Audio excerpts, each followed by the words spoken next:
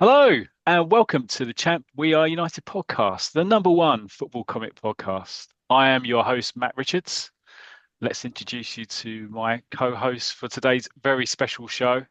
I'm first going to introduce you to Neil Bygone Berrigan. Hi, Neil. Hello there. You okay? Thanks for having me back again. I'm really looking forward to today's show. Good to have you here, Neil. Yeah, me too, me too. And my other co-host is Mr. Paul Tangent Richardson. Hi, Paul.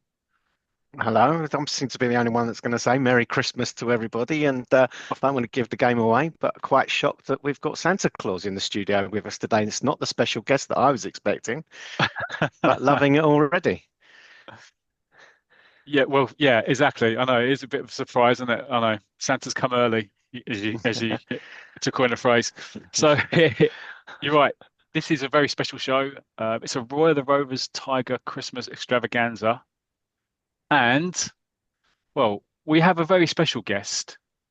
It is the famous, legendary editor of Tiger and creator of the Roy of the Rovers comic and great friend of our show, Mr. Barrie Tomlinson. Ho, ho, ho. Greetings. Merry Christmas. Ho, ho, ho.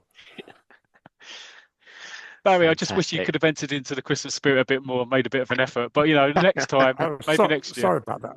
I'll, t- I'll remove the whiskers now because they're choking me.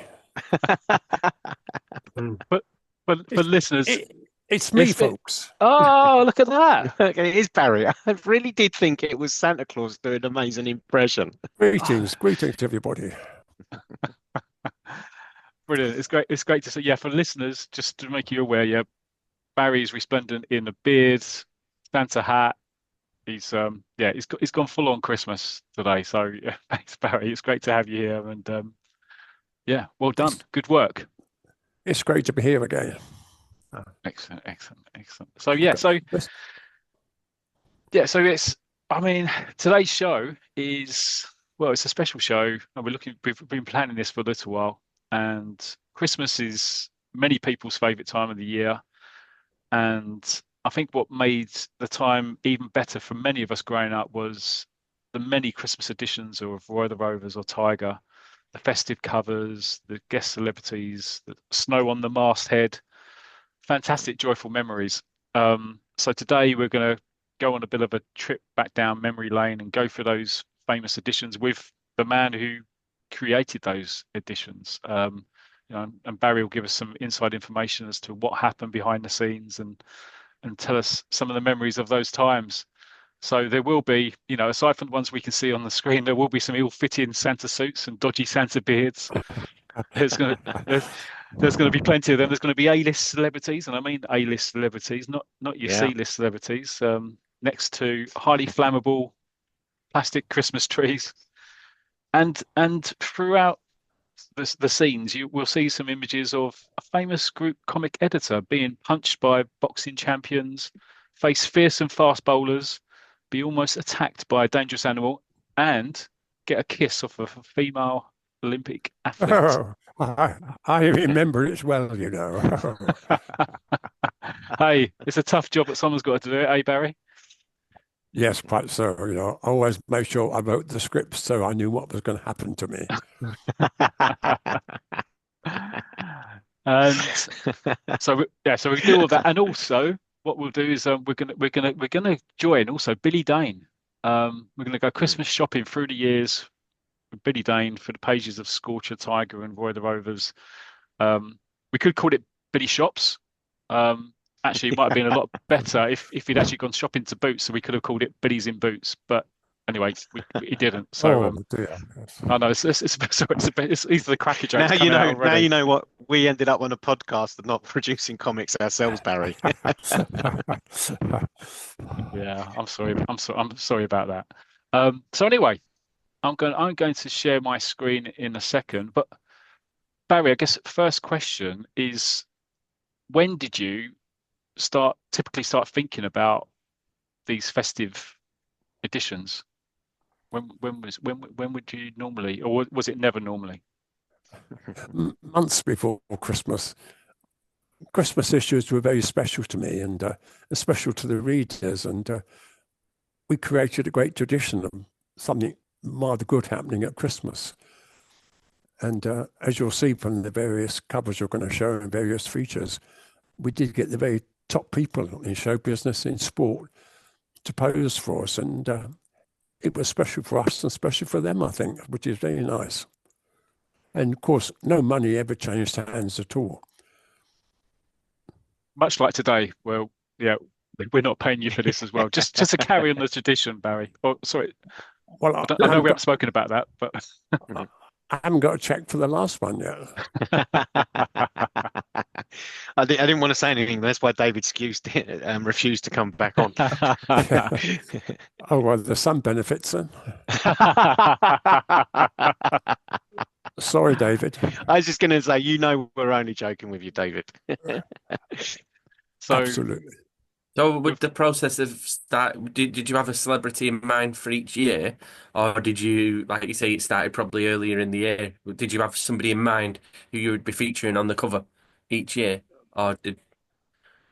No, if I met a celebrity during the course of the year, I'd invite them and say, would you like to do something at Christmas for us? No. So it depends really, people I made contact with, or people were really in the news at that time. Because it's like everything, it's trying to make sure that they'll still be popular probably coming around Christmas time as well. I think these are all a bit too young for me, but obviously Mike Yarwood was quite a popular person, wasn't he, at that period? And oh yes, we made sure that we had him on the cover. yeah, yeah, that's right. So many stars. So I'm just, for the listeners' benefit, I'm showing this is just the first page of the presentation. We're taking Barry through, and it's got quite a few of the covers on there. But we're going to go through them year by year, and I'll call out the year before we start going through them. Barry's taking his beard off. He's still got the hat on, so that's good. That's good to see the hat's still there. Right. Okay. So the first year we're going to go to is this is Tiger and Jag, 1972. So 1970 back to 1972, and on there we've got Gordon Banks, so the famous England goalkeeper, who wrote for Tiger for many years. And actually, this is the year when he had his really serious accident. He'd only had the accident just 2 or 3 months before this in October. So he wrote an article, and Barry, this is a Tiger World exclusive. Do you remember this one? I like that phrase, Tiger World exclusive. I always used it whenever we did have a world exclusive, and senior management did tell me off at one time to stop using that phrase, but I did carry on using it. I thought I was a world exclusive, actually. But you can see pictures there of he's actually in the hospital with his children and his wife, looking for. I think that's a Tiger annual there, I think, as well. So, yes, I took the opportunity of giving them a Tiger annual to look at, which was perhaps a bit over the top, but he was happy to do it. I think you carried Tiger annuals with you everywhere, didn't you? Tiger or the Rovers, just in case. I carried there's a Christmas celebrity. trees, Father Christmas outfits, old Christmas cards. I had everything in my pockets ready to produce when necessary. Brilliant. Yeah, so you've got Gordon there. And then in 1972, so this is what we're going to do as well. As I mentioned, we're going to talk about Billy's Boots, but this is Billy's Boots in Sculpture, because of course it started in Sculpture. So the first, to know that. You don't really know that. Oh, it's all part of IPC. Weren't you a friendly, happy family, Barry? When Scorcher came out, there was quite a bit of competition between Scorcher and Tiger to see who would end up on top to get the merger eventually. And fortunately, it was Tiger that kept the higher circulation and took the merger. So it was always viewed then potentially that there was going to be a merger, that they wouldn't necessarily coexist. Sorry, going off on a tangent. I knew there'd be a merger if the circulation dropped below a certain. Right, yeah. And as I say, fortunately, it didn't interfere with Tiger circulation, so that was good. Oh, yes. Sorry, Matt, before you go on, I would just say, I reckon, Barry, then, if there's any consolation, definitely you won the Christmas editions with your star guest of Gordon Banks there. I think that tops Scorchers. Yeah, we've got Trevor Hockey here. To say. Yeah, Gordon Banks trumps Trevor Hockey, who I think played for, I don't know, he played for Sheffield United or something. I don't know. Yeah. It's too far back for me. You Um, carry on, and I'll come back with some okay. Google information. So anyway, we've got Billy there. Billy. So this is the first. We're going to make a note of all the presents he buys his dear old gran. Um, so this is the first one. He's bought her a marmalade cat, which is just basically an ornamental cat, and she's bought him a fishing rod there for Christmas. A I game of kickoff. wonder if Deadshot had a fishing rod. Yes. Yeah, The rod's making me sense that there's a carp about to come onto the end of this. a great point. Yeah, exactly. Then he went fishing with an ordinary fishing rod and nothing happened. But once he used Deadshot's fishing rod, he The caught rod's a making me whale. move. The rod's making me move further down the river. There was a story in Tiger. Was it Rod and Line? Was it Rod and Line? Wasn't it a fish? Wasn't that Yeah, an angling? Yeah, that was in Tiger, wasn't it? Yeah, yeah. Yes, there was, yes. yeah. Right. Okay. Let's keep moving along. Just we Quickly, then, move. just to tie that up, Trevor Hockey, but mainly Birmingham City. But at the time of that, he would have been at Sheffield United. Okay. So Brilliant. I definitely think Gordon Banks won the Celebrity Christmas 1972 cover there. 1-0 to Definitely. Tiger. Yeah. 1-0 to Tiger. Still competitive to Yeah. the end. Uh, but saying that, we've got 1973 now, and we've got a cover of Scorcher and Score. I really enjoy this. I like this cover, and that's because you've got so many famous characters on there. Um, you've got Billy. It says Billy Andy's boots, yeah, which is Yeah, I interesting. You've got noticed Bobby of the that. Yeah. Blues. Yeah. Yeah. You've got Nipper. You've got Hot Shot Hamish there. Um, so no, That's the but yeah. date. So Billy's boots. Here, this one, he's actually gone shopping the day before, and he's got his gran a picture, and Wow. he's got his Aunt Kate is round, and he goes to bed dreaming of Christmas, and Aunt Kate is moaning about his old football boots, and wouldn't he like a new pair of boots? We can see where the story's going already. It's Mm. 1970. You know, how many more years can we get out of this? But wouldn't he like a new pair of boots? Um, and he gets a Deadshot Keen book, The Secrets of Deadshot Keen, and Wow. yeah, and but the worst news is his gran says your aunt sent your old boots to the makers for repairs. They'll be back in 2 or 3 weeks, good as new. Poor Billy. So no boots for 2 or 3 weeks. I know. Like he's aged a little bit as well at that He does news, look, doesn't he? yeah, well, Yeah, it does. he does look, quite, yeah. Right. Sorry, Matt. Can I just quit? What I love as well is that he's the panel where he's shopping. He's just like, the vase will do for my aunt Kate. She likes things like that, and my gran likes pictures. So I'm finished. I wish I could do Christmas shopping as quickly as that. Five Bang, done. minutes. Just two things. It's Two just items. done. Yeah. I know. Brilliant. 1974. Right. So this is where it really kind of gets going, really. So Yeah. we've got a cover here. We've got Henry Cooper. Henry Cooper helps us make it a punch-packed Christmas. And we've got exclusive Trevor Francis Christmas picture. We've got Eric Morecambe writes for you. 5p, tons of snow all over the masthead of Tiger Oh, and you've got to Scorcher. have snow on the masthead, yes. Now Scotch is part of Tiger now, isn't it? Yep. Yeah, it emerged in the October. That's right. So I was very good. I kept the name quite large. Yeah, I was Yes. just going to say it gets Yeah. it on was the- actually, yeah. Mm. I mean, I'm sure it shrunk over the years. It I did. think it's got a nice ring to it though, Tiger and Scorcher. I do think. Mm. It's I think got- of all the joint titles, that was a good Yeah. one. And you've got the yeah, Scotch and Score. But I from think the editor's office, and there's a letter there from the editor, Mr. Barrie Tomlinson. Yes, Yeah. what a famous the editor's signature. Yeah, Yes. exactly. I wanted to write my own name, but in those days it was the editor. Right. Yeah, that changed in later days, didn't it? I Yeah. remember Paul and Ian, they used to write their own names, didn't they? I think later on. Yes, I thought it was very important that the readers knew the name of the editor. So we're moving. We've got an article here by Eric Morecambe, and some of this is brilliant. So I'll just read this out, Barry. I don't know if you remember this, but so this is the article in the 1974 edition, and Eric goes, following the huge success of my literary talents in the last Christmas issue of Tiger, I have again been asked to contribute to these pages of Tiger and Sculpture by your genial editor, Barrie Tomlinson, who it would seem, is determined to get into the act should little Ernie find himself a new partner.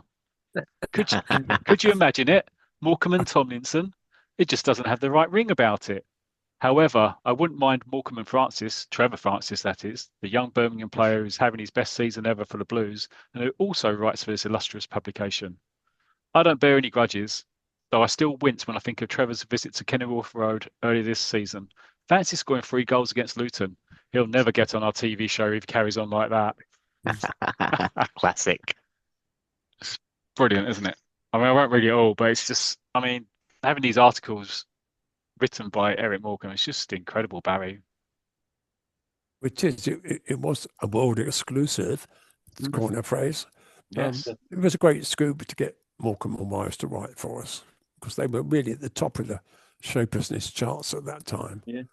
And to get them to write for us was absolutely magic.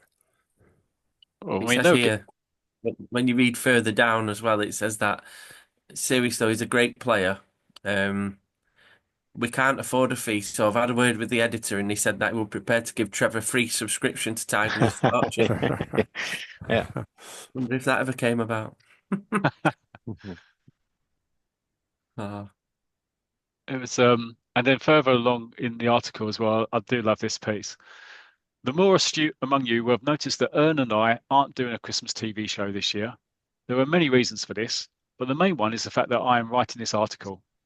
I simply couldn't miss the opportunity. After all, it's the first time in 35 years in show business that I have been rebooked. And the sight of your editor on hands and knees outside Kenilworth Road every fortnight was too pitiful for me to bear any longer. So here I am. After explaining all of that, I find I am coming to the end of the feature. However, I must repeat that Christmas is a special time of the year. For one thing, there were more football matches to watch, and Jimmy Hill was kept off the streets by doing his part-time job as Father Christmas in the BBC canteen. Brilliant stuff. You can just imagine him writing this, can't you? And you know, it is Eric Morecambe, isn't it, to a T? It's Oh, it is, yes. He's offered another life subscription to Tiger and Scorcher. God, he was throwing them around, wasn't he?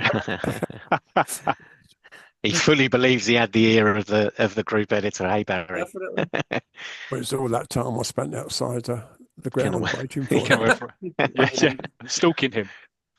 Oh, So God, Barry, this is I'm showing on the screen now for listeners. I'm showing the centre spread where you've got actually around Henry Cooper's house. Barry, what memories do you have of Henry and going around his house? Yes, it was an apartment he had in North London, and he made us very welcome and was quite happy to put on the Father Christmas outfit and pose for various pictures with me. I mean, I appeared twice on that spread. That's not bad, is it?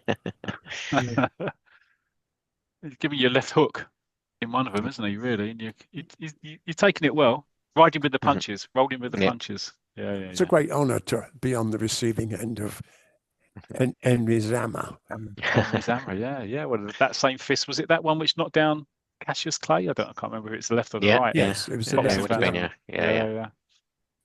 There you go. You and Muhammad Ali, eh? Seconds later, I collapsed to the ground, but you didn't show that. That picture didn't make the cut, did it, for the Christmas edition? No, that was out. Yeah. Was that an editor's decision, Barry? Oh, yes, the editor's decision is final. The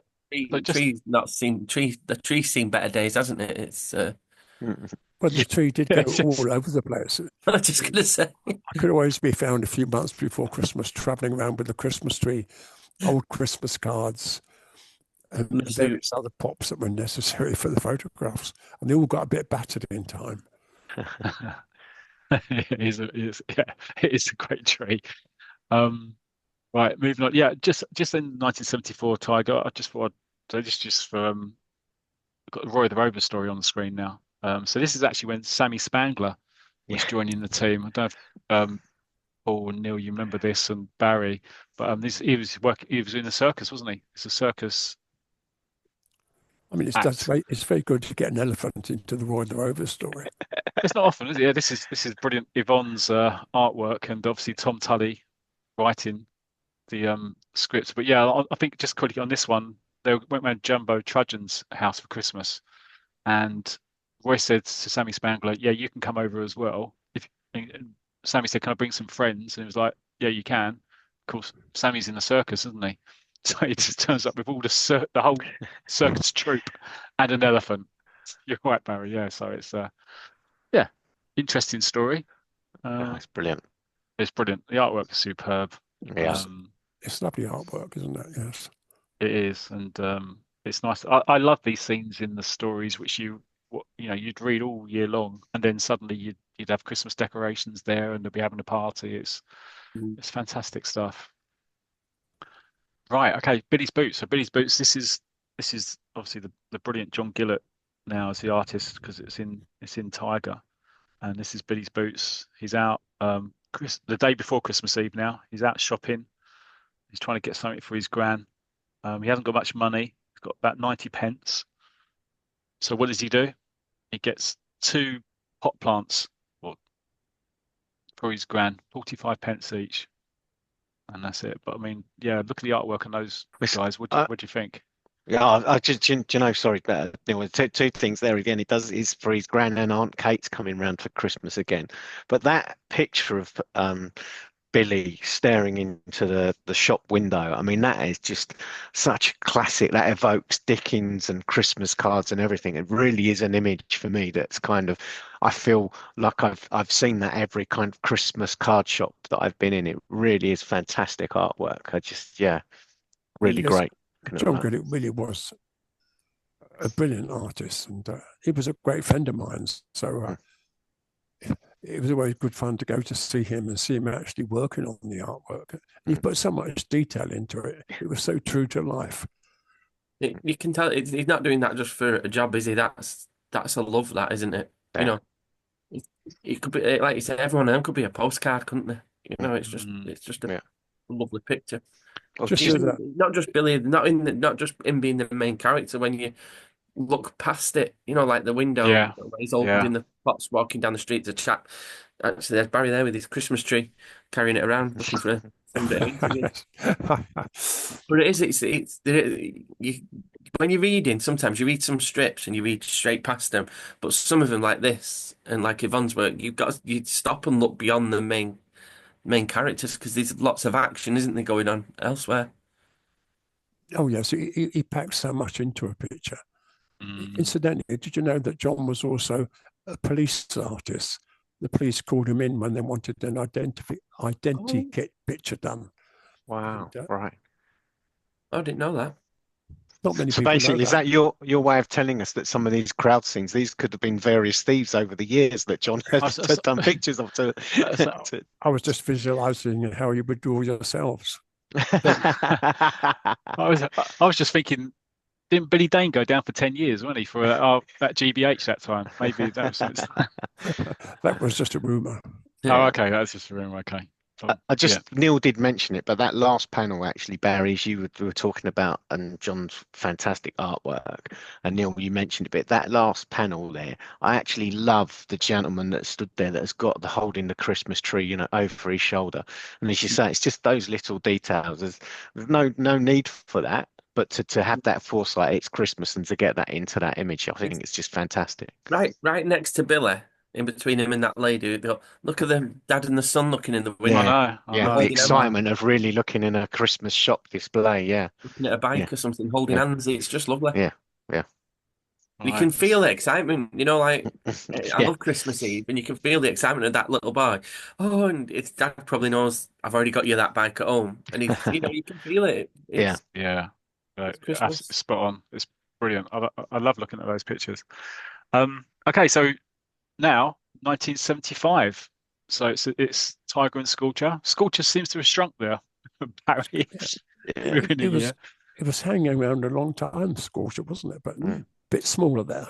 Bit smaller. Still snow. And more difficult to put the snow on. Yeah. On the cover we have Jeff Thompson and Dennis Lilly, two great Australian cricketers. And then we've got a centre spread on the screen as well for listeners, so you know what we're looking at. Barry, do you want to talk us through these photos? Yes, well, this was another world exclusive. Of course. I mean, Dennis Lilly and Jeff Thompson were the top fast bowlers of the day, and they had this reputation of being very ferocious. And I thought that they'd be the ideal people to do Christmas photos because it was out of character for them, really. So I arranged to meet them at the Waldorf Hotel in London, where the Australian tourists were staying during their visit to the south of Britain, and arranged this photo session with them. Took along 2 Father Christmas outfits. Didn't take a Wow. Christmas tree, I don't think. No, can't see Can't one. carry everything. And we took along a few issues and so on and so forth. And they cooperated very, very nicely. But I always felt that if you put a cricket ball in their hand, which I did at one stage, they were going to hurl it at you. But they posted the pictures, maybe not as ho-ho-ho-ish as Eric Morecambe might have been, but they posed for any picture that we wanted with cricket bats and with copies of Tiger. And also my son as well, who I invited along. Fantastic. For safety reasons. I thought perhaps if he was there, they might not bash me about too much. Bash the palm around. Well, Take your son there. I was just going to say, Barry, I got to them. I was going to ask you if you remember, was it a conscious decision? Because I noticed there, Jeff Thompson with your son and the copy of Tiger and Scorcher. It looks like possibly a Billy Dane cricket cover when Billy in the off season. Do you remember that you took along an edition of Tiger where cricket was on the cover? Oh, yes, I can remember doing that. I thought that was the ideal thing for them to pose with.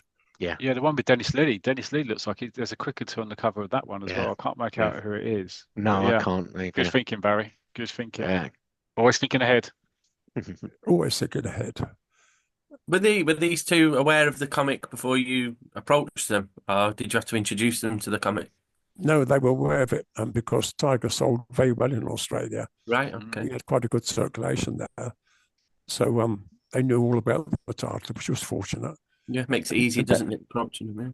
During the course of the photo session, various other cricketers wandered in to see what was happening, and I did manage to get a few other photographs to use elsewhere. Oh, brilliant. Okay, excellent. Yeah, they did a couple of articles as well, and they write about what Christmas is like down under in Australia. There again, not only to get photographs, but to get articles by them. At that time, it really was amazing. Well, it is. As you say, they were the best, probably the best 2 bowlers in the world. Yeah, Australian cricket team.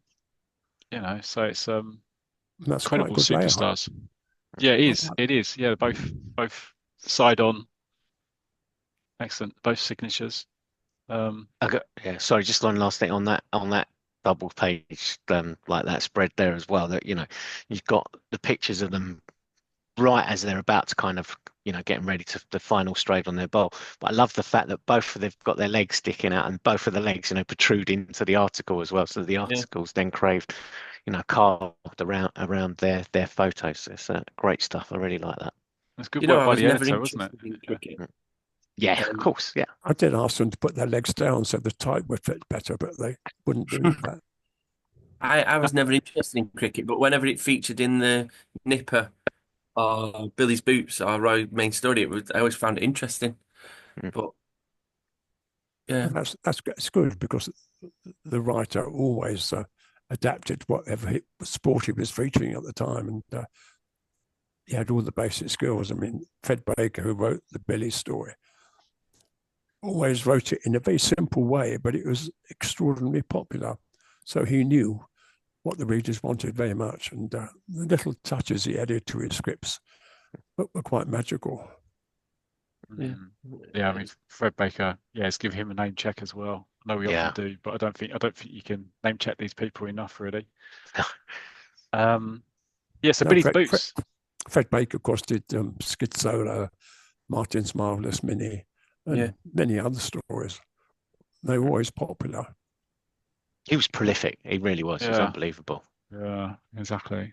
No, he was British.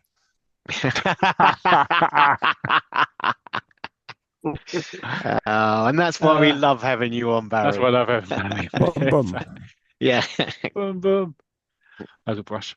Um, right, yeah. So we've got a Billy Boot scene here. Billy's helping his gran put up the Christmas decorations. The old paper chains that used to go across the ceilings. People don't have paper chains across the ceilings now, do they? Christmas I, decorations. And Mm. he's going for his little piggy bank. So he's out shopping. Another Christmas Eve scene with his mate Jimmy. Um, yeah, they're in a store, and they get into a bit of trouble because they're playing football, and Billy hasn't got his boots on, so he can't he can't even kick it at the goal from 3 yards out. So he knocks a load of tennis rackets and golf clubs over. But anyway, he ends up getting his gran some gloves in 1975 for gran, and he gets a holdall, a What smashing Grant didn't holdall. know, what Grant didn't know were they were goalkeepers' gloves. Yeah. Yeah, maybe Gordon Banks. Don't know. But yes. Right. Okay. Right. Right now we're moving on for listeners' sake. We're into 1976 now, and we have superb photo of Ernie Wise on Tiger and Scorcher on the 25th of December, 1976. Sevenpence. A Happy Christmas with Ernie Wise, and yeah, and then we've got the photo spread with Ernie showing his leg, one of his short, fat, hairy legs. Um, is that his typewriter where he used to write the plays what he wrote? And yeah, Barry, what memories were you at this? Would you have been at this photo shoot? Well, it's strange, isn't it? Because I was at that photo shoot, but I was very modest and didn't appear anywhere. I think we had so many good photographs of Ernie that he crowded me out. I think he's getting a copy of the annual out of the green sack, Yeah. which I borrowed from the post room at IPC. Oh yeah, it does look like a post sack. Yeah, definitely. I That's lo brilliant. sorry, and I love the other image that the edition of Tiger that he's reading is in actual fact last year's Christmas edition that we've just discussed with Thompson and Lily on the covers there. Brilliant. He was providing continuity for you, knowing you're talking about it after all this time. Yeah, I was talking to Ernie earlier, and he said, "Yeah, good idea. Have this one after that one." So Yeah. thanks, Ernie. Where was it? Is this round his house? Can This you was at remember? his house, yes. Mm. Oh Yes. wow. He had a lovely house overlooking the River Thames. It was a beautiful Ah, place. wow. Yes, Yeah. Ernie, of all the celebrities, Ernie was the one I had most time for. He'd always accept an invitation to come to one of our functions. He never Right. turned us down. Any photographs we wanted, any articles we wanted, he's always saying yes and full of enthusiasm. I can remember after the photo session, we went out to dinner with Ernie and his wife. And that was a really magical evening, talking to him about all the people in show business and what he thought of them. Yeah, And I think somewhere there's a photograph of yeah. I was Ernie and myself. I'm gonna Yeah, flick yeah. So ahead. you've just gone past it. Did I just go past it? Yeah, yeah. It's on the next page. It's in that. It's a part of that. Although Barry was being very, Oh right, I yeah. And there's can't some think. there's Yeah, some others. Yeah, very modest. Yeah. very modest. Thank you. Yeah, but then on the actual spread of Ernie Wise there, Barry, you do manage to get in on the act with Ernie in one of the photos. The beard on as well. Yeah, got the Yeah. beard on as well. Exactly. Always Yeah, always a I love it. Santa beard. Any Yes. excuse. I wore the beard that Ernie wore. Wow. Yeah. It's brilliant. Yeah, and on this article here, we've got so Ernie is talking about Eric actually, and he's talking about the fact that he wasn't a big fan of cricket. So he says here, the main trouble is Eric's inability to take anything seriously. We played together in charity cricket matches, but can you visualize him running into Bowler Googly, stopping at the crease to give the umpire one of his famous double-handed slaps? He looks hilarious in pads and invariably shows me up with shouts of offside and Luton for the cup every time he's at the crease. Brilliant. Oh, yeah, it's fantastic. I just know near the end of that article as well, it says However, if I were ever asked to name an England side consisting of showbiz entertainers, Eric would be included as wicket keeper. Can you imagine the antics he would get up to? The poor batsman would be unable to concentrate with his shouts of "Get out of that!" or "What do you think of it so far?" I love this as well. Then he says Ronnie Corbett would be useful at short leg. Harry Seacombe could field at first, second, and third slip. And as guest celebrity, we could have the Chancellor of the Exchequer. After all, he would quickly tax the patience of the opposing team and is certain to catch everybody out. Politics and Tiger, well, Yeah. Tiger. Well, Yeah. there must have been questions in the house. we had that already in war. Oh, you had that later, didn't you? Yeah, no, exactly. You know what's lovely though? It's like I know you've said previously, Barry, you didn't like ghostwrite these. These were actually wrote by the like Ernie Wise would have wrote that. They didn't need much encouragement to write the articles. So Oh no, you can see that the humour that's in that Yeah. is their humour, isn't it? Yeah. It's Yeah, fantastic. you can. It really is. Yeah. Yeah. I'm just on the screen here. These are some personal, a couple of the personal photos which Barry sent over. There's one of you Oh, and great. Ernie with the dog in the top left-hand corner. Barry, Yeah. is that after you just went out for a meal with them? Is that when you Yeah, said? went out for a Yeah. meal and we went back for coffee and I met his dog. And it was very cosy. It was so nice. It was just talking to an old friend. It was nice. And the other picture you got there is I'm making a speech at the Tiger Sports Star of the Year presentation, and Ernie's laughing at my joke, which is something I treasure. I actually used that photograph on the front of a Christmas card. I Brilliant. don't think Peter Shilton got it. No, that's brilliant. No, I explained it to him afterwards. Really slowly. I'm just nipping back through some of the photos. Yeah. We've got Billy's boots. So Billy's boots. This is great because you start seeing continuity that he's got his. So again, he's putting this is in color. So again, John Gillett's artwork, and he's putting up the Christmas decorations, and they're in the living room in the front lounge, and you'll see the continuity because the same fireplace appears in subsequent years as well. And yeah, he's got his some sort of like plant this year. Yeah, some sort of ornamental plant, and he's got a tracksuit with Billy Dane on the back. Would you own a tracksuit with your name on the back when you were 12 or 13? I don't know, but I tell you what, it's quite interesting now. I can imagine that being quite a thing. I'm not sure it was a thing of those days, but I reckon youngsters today, because all the footballers do. So I can imagine the youngsters today would want that. But yeah, it's brilliant. We were leading the way again, you see. Of course, and we've got a picture of Tony Gregg up in with his family as well. Yeah. Tony Gregg was obviously used to write for Tiger and good friends with the comic, wasn't he, Barry? Yeah, he wrote for Tiger for quite a while, and he was always so interested in what was in the articles.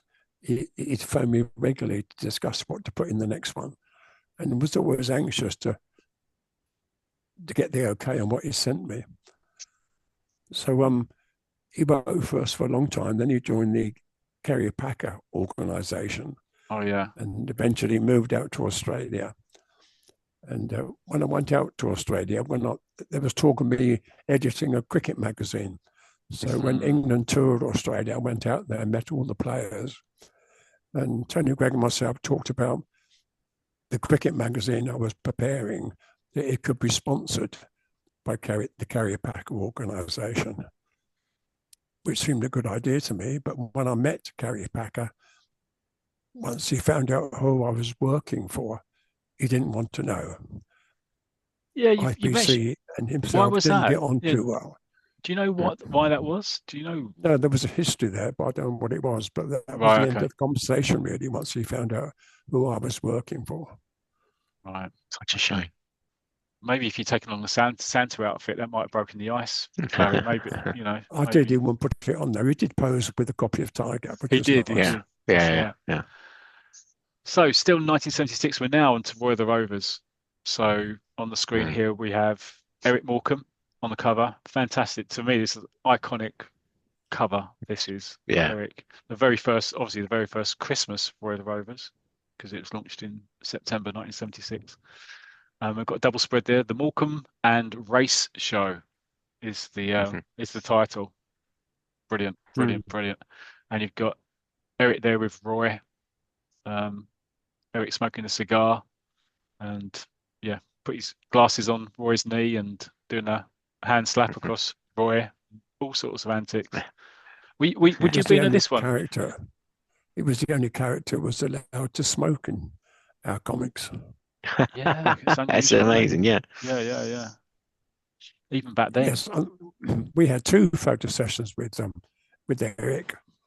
I don't know which one this is, the first or the second, but for the first one, I took along with me an absolutely top sports photographer that we'd use a lot in the comics. And his work was always brilliant. So I took him with me to take the photographs. But I discovered that it might be great at taking outdoor sport, but indoors, there was a problem.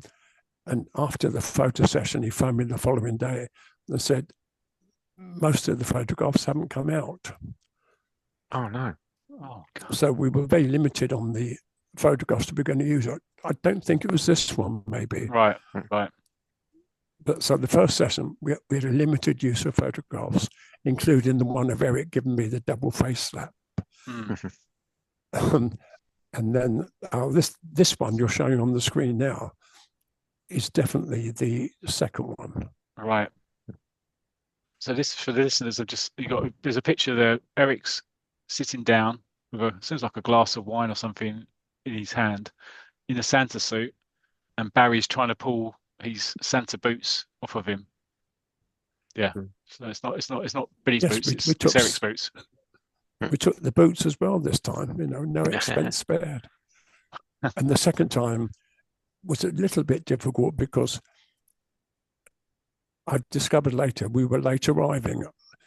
I dealt with one of his family, and I was told we could turn up anytime we wanted in the evening. And when we did turn up, Eric was waiting for dinner, and he was not happy at all.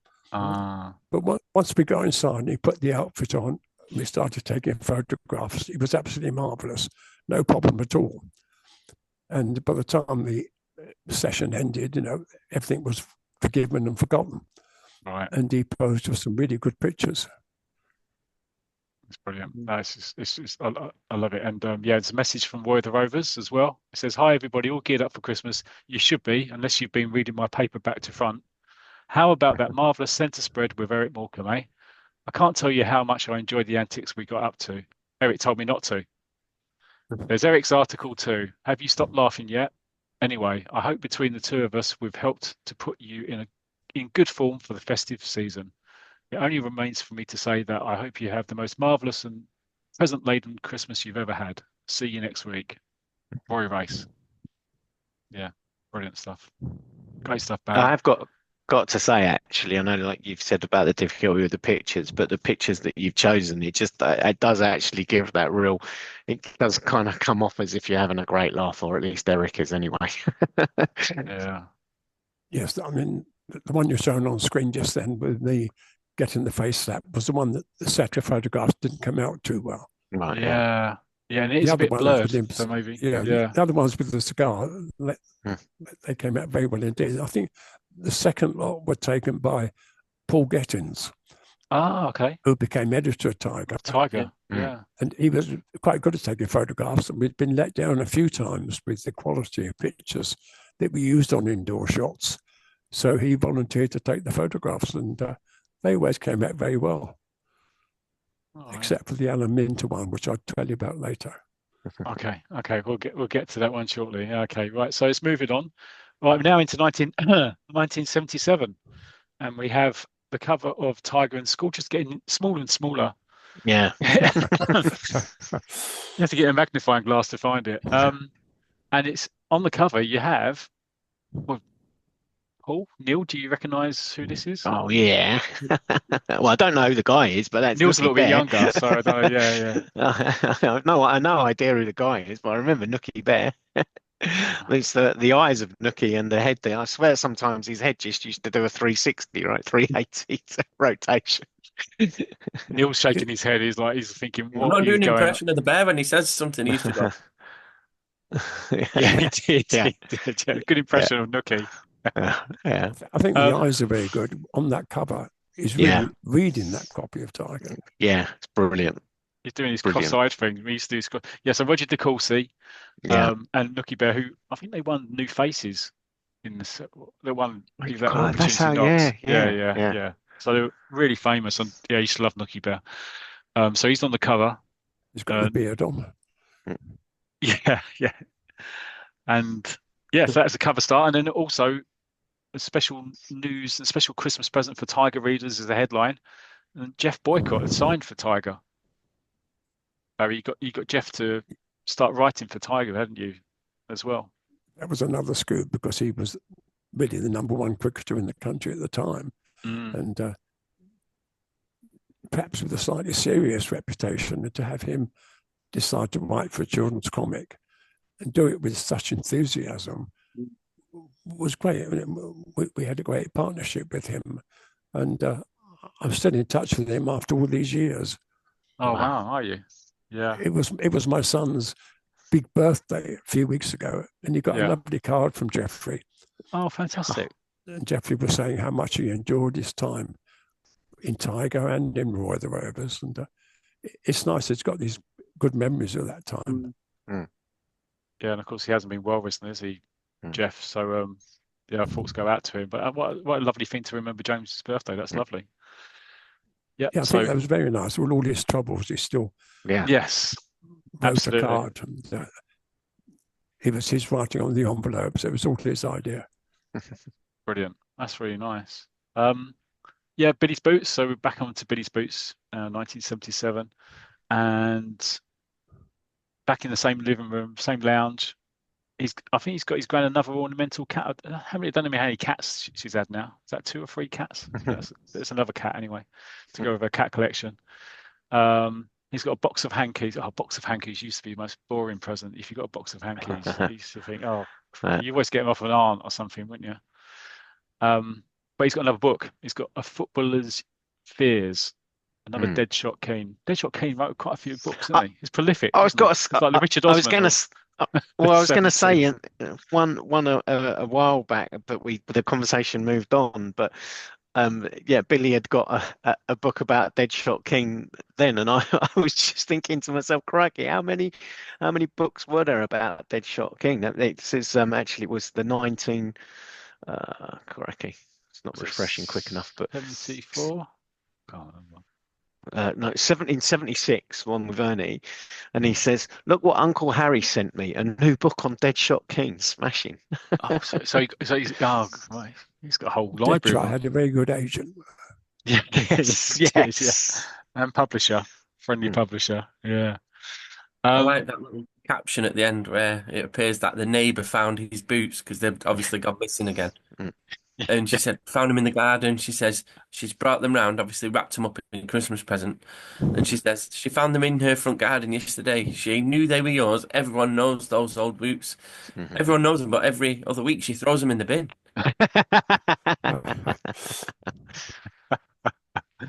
Oh, and That's brilliant. it's brilliant. And I like this as well Fireplace again. in the stories. Yeah, same fireplace, tiled fireplace. When they'd break the fourth wall, wouldn't they? In the last panel, and they go, "Happy Christmas to everyone." Looks out to the readers. That was always a nice touch, wasn't it? Yeah. Got a picture there of Jeff, but I don't think this was part of the the photo shoot. This is. I'm not Jeff. sure the history of that photograph. But No, it's maybe just a library one. Yeah. But then you got the centre spread with Bear meets Tiger. Another good headline. Bear meets Tiger. And so you got that bloke. Is that bloke? Is that I don't know who he is, but he always seems to be getting it. Whoever he is, he's got a badge which says "I love Nookie." So I'm not sure. I'm a Nookie fan. Sorry, I'm a Nookie fan. Sorry. I don't think we do it quite like that nowadays. But No, maybe. Well, yeah, maybe not. Was that a Tiger World exclusive? The editor likes Nookie. Again, look, he's done the head turn. Look, he's done that. He's done the head turn. It's I don't what I'll be honest with you, Barry. There, old Nookie Bear's looking at you like, yeah, I bet you do like Nookie. know. It's no comment. amazing the expressions that bear could pull, isn't it?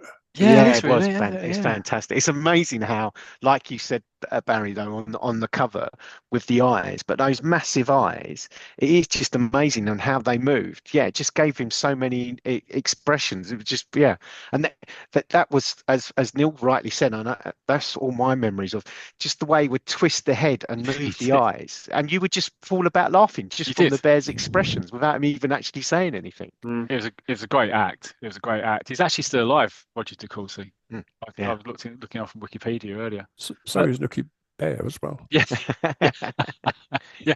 I've been I trying to bought my get. children. I bought my children a life-size Nookie Bear one Christmas, and Ah, the eyes moved. It was exactly the same as the original one, and we had great fun with that. Brilliant.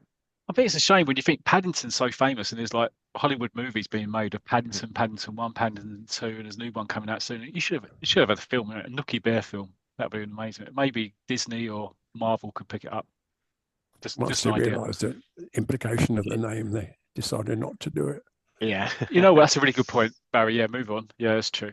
If you put it in a horror film, I think it'd work as well. Like Chucky or Nookie.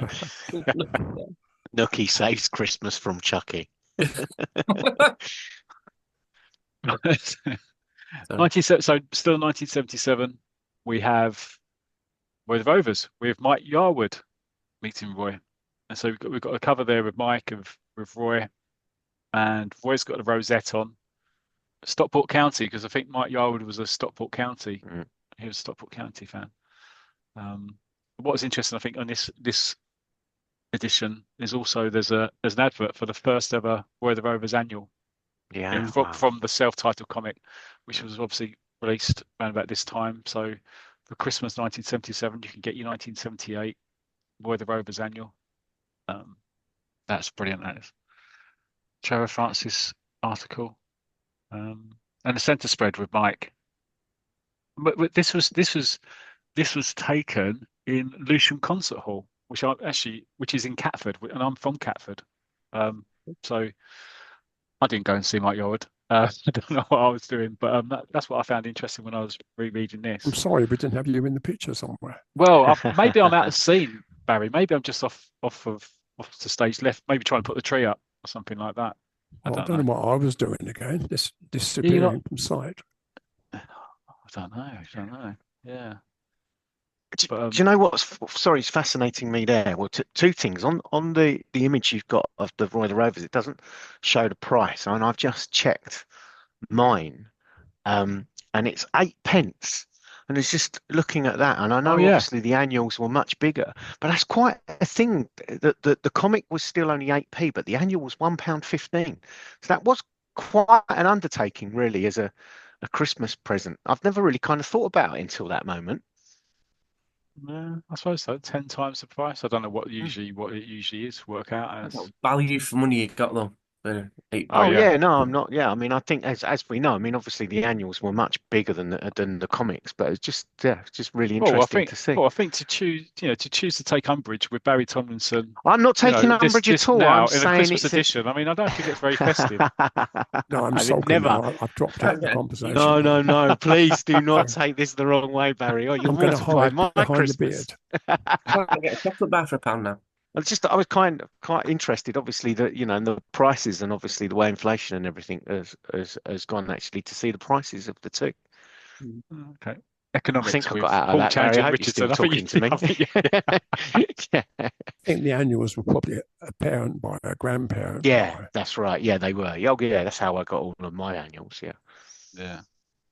So you've actually got so you've got Yuletide with Yarwood, and so Mike's putting the actual annual £1.15 from all good news agents, John Menzies, W. Smiths. And then right, yeah, so moving on to 1978 now. So Tiger and Scorcher. Scorcher's still clinging on to the title. Yeah. It's still Just there. goes to show, actually, you forget how long Tiger did hold the Scorcher title. It was until mostly with Speed, I think, all the way through the late 70s, I think. Yeah. Fine. I mean, because a lot of Lovely title. isn't it? Tiger and Mm. Scotch. I like it. So this is Bob Willis is on the cover with Jeff Boycott.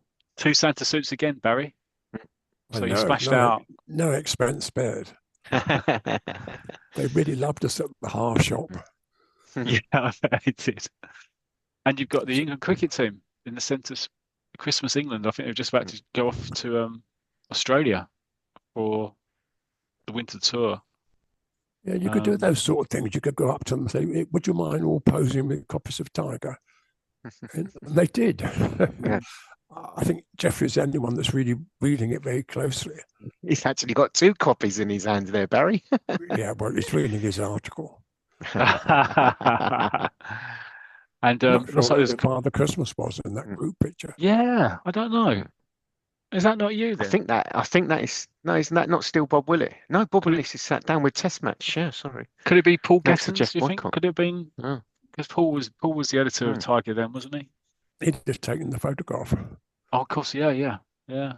Might just be the I, groundsman or something like that. Yeah. I tell you what, I got to say, Barry. I mean, obviously the England cricket, but it is amazing now. I mean, I'm not a massive cricket fan, but for me, I can see Ray Illingworth there. Young Botham and Gower as well. I mean, that really is quite a picture now that we're looking back at it. Now looking back, I mean, there's some absolute icons of English cricket in that picture. Yeah. Graham Gooch with a cracker hat. Yeah, They've got the party hats on as well. So you've asked them to do that, and they're willing to do that. It's brilliant. Everybody knew Tiger because Jeffrey used to leave copies of it lying around the dressing room. So they'd all be reading it. Yeah, It's brilliant. brilliant. Yeah. So, and this is interesting, guys. So I spotted this in this edition. So 23rd of December 1978, Tiger and Scorcher. Because around about this time, as we know well, there was a strike, wasn't there? Yes. In IPC. So there was a cover which wasn't actually used, but it was printed in this Christmas edition. So this cover is on the Oh screen here. It's got wow. Hot Shot Hamish from the 2nd of December 1978, but there wasn't actually a comic issued that week. But you clearly, Barry, you decided to use the cover as it was so good, and Yes, you it put seemed a waste to have it just lying around. So it was a good cover. So we used it, I think, after the strike finished. yeah, because it says here, here's a cover which we planned to print 3 weeks ago. Mm, It's brilliant, isn't it? Great thinking. That's a great idea. And there's a Christmas fantastic. card there. Christmas card where we've got I, the Tiger characters. I, Which you I can, I love these images. You mentioned, when on the Scorcher one with all the characters, but I love these pictures when there's all the characters together like that in these editions. I really, yeah, I, fantastic. I did it the hard way. I would send it around to each artist to draw their character. So it yeah, all went by post. It took a long that's, time. And if we were short of a couple of characters, David Skew would end up doing Wow. yeah, whatever artists weren't available. because I'm looking at that. That's definitely Martin and Tiny, which is David. Mm. You've got John Vernon who did Skid Solo. You've got Sandy Lane who did Sandy James, isn't it? Sandy James. Yes, Andy James, yeah. Who did Johnny Cougar. But that does look like a David Skew Hotshot Hamish potentially. Yes, I think it might be. Nipper's the same as Billy Dane, isn't it? That's John. Yeah, and Billy Dane is John Gillett. Oh. So it's Oh, brilliant. wow, I never realized that. So you literally would send that off. We'd kind of give them the premise we're going to have a Christmas pose of all the characters, and if you wouldn't mind drawing your character in, and then it's sent off to the next one, Barry.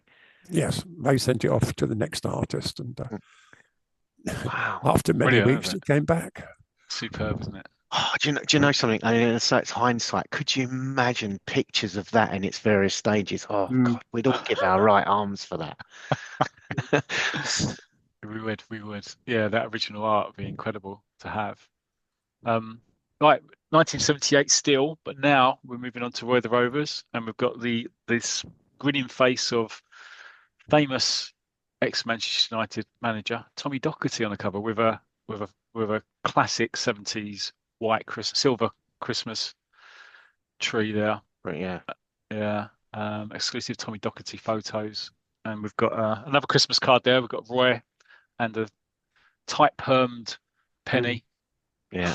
With, The I twins played just the look part of the brilliant. snowman. So you're the snowman, are you? I'm inside there somewhere. Yeah, I can tell by the hands. Yeah, You you can did tell like to get in on the act at Christmas, didn't you, Barry? somehow or other. Yeah. the hands of a giveaway. Brilliant. I love this artwork. I love the picture of the twins in that picture, actually. Where Yeah, they're they. just looking up, Yeah, and yeah. in their hats and scarves and everything. The welly boots that come right the way up to almost past their knees. It's just fantastic. And in actual fact, it really is just a picture of the times, right? I can see, probably, myself being exactly kitted out in that way. Roy must have been rather cold. Yeah, Yes, yeah. that's brilliant. I could look at that for ages. Yeah, so we've got festive fun with the doc inside, and so you've got Tommy Docherty there reading. That's the 1979. So yeah, the soon to or the just published annual, with some Christmas cards. And this is quite funny because he'd moved to Derby by now, Mm. and I think is this right, Barry, that they'd recently lost or something like that. So that's why he's pointing to Tommy's troubles. Yes, I think they lost quite heavily, and he thought that title was quite appropriate for him. Tommy Docherty was great. He'd always agreed to do photo sessions with us. And when he was manager, excuse me, of Manchester United, we did a wonderful photo session with all the Manchester United players and him. And there's that famous picture of Tommy Docherty trying to sign Roy to play for Man United. So he was great fun. What a character, eh? What a character. Yeah, he was a larger than life character, wasn't he? Oh, yes, Yeah. very much so. He was like a character out of one of our picture stories. Yes, He was the Victor Boscovic of the day, perhaps. Yeah, definitely. absolutely. I have to mention Victor because he gets very upset if I don't. Yeah, hi Victor, if you're watching. Sorry you couldn't make it again today. Right, 1979. We won't mention who was the cover star of Tiger. But we've got a postcard there from Jeff Boycott, who again he's on tour in Australia. We've got another Billy's Boots story. This time, the same front room, the same tiled fireplace. His uncle's round. He's got his uncle some aftershave. He's got his gran. Oh no, it's not his gran. He's got his aunt a bottle of perfume. God, he's really splashed out this year. He must have done well. He's gone wild, yeah. Yeah, he had 90p a few years ago. Now he's got about a fiver. He's got his gran a handbag. But he's got a lot of good presents as well. He's got a couple of books. He's got some skates, cricket bats, Sabutio. Didn't realise actually. It's interesting because on the Think Bubble, as he said, he's managed to save some money and he's got to get some presents for Uncle Bert and Aunt Ada. I mean, he's got quite an extended family because previously it was Uncle Harry that got him the Deadshot book and Aunt Kate that used to come round for Christmas. So they changed their names for some reason. Them skates, Deadshot's old skates. That'll make him skate like Deadshot. Oh dear, brilliant stuff. Right, it's so innocent, isn't it? It is brilliant. I love it. I love looking at these old Christmas scenes. I love the postcard we published that. Gordon Banks did this, and Jeffrey Boycott did it to actually reproduce the card that they sent to Tiger readers. It's a special thing for the readers to know that they were sending a card addressed to them. Via airmail, fantastic, part avion. Yeah, I know. It's just so evocative at the times, isn't it? And it's great of Jeff to do it. It shows you, how much they love the comics themselves. Yeah. Right. 1979. So we know Roy the Rovers. We've got Trevor Francis on the cover with Gary Birtles. Trevor is presenting. So Trevor's dressed as Santa. He's in the aforementioned Santa suit, and he's presenting him with the Centre Forward of the Year trophy. Presenting Gary with the trophy. So we'll have a look inside the comic, and we see there's a bit of a centre. I think it was a TV program called Stopwatch, Barry. I don't know if you remember this, but so in we Manchester. were invited to go along to it and took the opportunity of doing the presentation there. Yeah. Brilliant. No, I mean, Gary Birtles, he had a couple of brilliant years, didn't he? And then he kind of, once he went to Manchester United, he seemed to struggle, didn't he? Really, he didn't. But he was great forward for Forest. So he I was think there. it was possible for Manchester Rovers at one time, but they decided Mm. against it because they had quite a good centre forward. Yeah, I've heard of his name. And I can't name. Yeah, I can't. Names escape me at the moment. But Yeah. yeah. Again, I was just going to say, fantastic. I love your Barry, your product placement again there. Mm. Sorry, but for listeners, there's the picture in the centre spread, and you've got Gary Birtles holding his trophy and Trevor Francis in his Christmas suit. But they've both got two editions of Roy the Rovers. But the one that Gary Birtles is holding on the front Yeah. cover, it's Nottingham Forest have won the League Cup. So again, Good Barry, spot. such always spot on with what additions you gave these people. A bit of planning there, you know.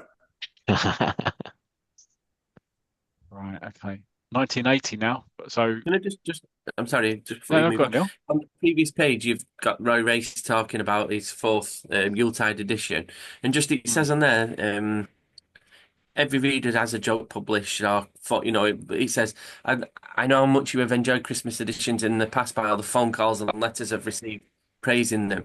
I don't know if it's been mentioned before. When they rang, did they actually speak to someone, or was it a voicemail? Because I never got a chance to phone up the comic. We introduced a phone line that the readers could ring and leave a recorded message. Ah, right. And it was something quite new that they could actually talk Yeah. to us. And the first weekend we did that, the recording machine jammed because I phoned it just to make sure it was working on the Sunday morning, and it wasn't working. So I had to drop everything, dash into London on a Sunday morning, and to put a new tape on because the tape was full. Really? But it was a very popular feature that they could talk to us. Oh yeah, it's amazing, isn't it? Now in the days with social media, you can contact anybody wherever you want. But in them days, it's like a link to the actual comic, Yeah. isn't it? The actual, like yourselves, the editors and the writers. It I was was just something I very was just new. interested, that's all, because I never rang the number. Yeah, interaction. You're a very you knew that from day one, didn't you, Barry? How important that would be. Many readers. Yeah. Yes, the relationship with the readers was the most important thing. And the more we could increase that association, the better it was. Right. So yeah. So 1980, and yeah. So now, see, Tiger is merged with Speed. Speed. So there's no more Scorcher. And actually, Speed's Speed, the quite big. lettering's quite big as well, yeah.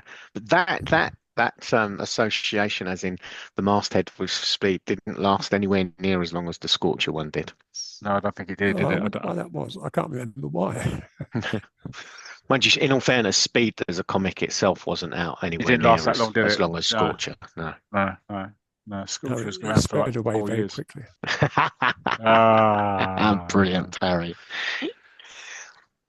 Right. So we've got Alan Minter. Alan Minter's on the cover of Tiger and Speed. 14 pence it was. And so Alan Minter makes it a punch-packed Christmas is the headline. So inside we've got Winter with Minter. Hey, who wrote that, eh? That's pretty good. Sorry about that. We've got the famous silver Christmas tree, which we borrowed. We managed to get off of Tommy Docherty the year before. And the sign looks like Alan Minter's kids. And yeah, Alan's punching yeah, well that's Paul Gettins, I think, on the left, isn't it? And you, Barry, Yeah. you get another Surprisingly, I lift got in the picture. Yeah. Yeah. It was actually Paul that took all those other photographs, except that one, of course. He took all the other pictures. Right. And I think it was either this session or another session we had with Alan Minter where Paul took the pictures. And at the end of the day, he absentmindedly opened his camera with the film still in it. Oh, no. Oh, wow. So we had to go back again and do another session with Alan Minter, who was quite happy to cooperate. And of course, the second lot of pictures came out very well. Yeah, I mean, I remember having that Christmas sack. I remember having a sack similar to that. Yeah, yeah. Remember that. oh yeah, Brings yeah. back so many memories. It Yeah. does. It does. Yeah. I've got Yeah. to say again, though, Barry, you are such a privileged person because I'm trying to think that both Alan Minter and Henry Cooper would have had many, many fights over the years and recognised. But I reckon you're probably the only person that has actually received a punch from both Alan Minter and Henry Cooper. Yeah. Could And be. Of later course, Tom I've been Taylor. thrown to the canvas by Big Daddy. Yeah, Oh, yeah, the hat trick. brilliant. Yeah, nice Yeah. pictures of Anna Minter. Yeah. And Yeah, and there's another picture there from your personal collection of you It and was Alan going, it was outside his going quite restaurant. late then, so Mm. it was a bit nighttime-ish, but Mm. otherwise, he was a I nice mean, guy, and I got on so well with him. I invited him to present the Tiger Sports Star of the Year trophy when Sebastian Coe won it. oh Oh wow, wow. right, yeah. And he had another engagement on in the morning. So we provided him with a car to take him from his previous engagement to the presentation and lunch. And he arrived halfway through it as a surprise guest. Huh? Wow. It was a great year for him as well. Alan Mm, Minter, 1980. He was world yeah, champion, wasn't he then? yeah. So that would the year he beat Antifermo. Mm. Ah, yeah. Yeah, Good, to have good the world boxing knowledge. champion Mm, involved with us, really, really Off. good. mm. Yeah. Amazing. So, and we've got another Billy's Boots, another one, and he's out shopping. This Christmas Eve looks like he's hustling and bustling in some sort of supermarket. He can't get near to the counter. Hope they get sold out before I can get Gran something. And anyway, this Christmas morning, gosh, Gran, a camera sort of takes pictures and prints them too. Smashing. So Gran's got him a camera, and he's got her a shawl, and he takes his first Yeah, snap of her. She goes, "Oh, Billy, you shouldn't waste your money on me. It's lovely." And there Wow. you go.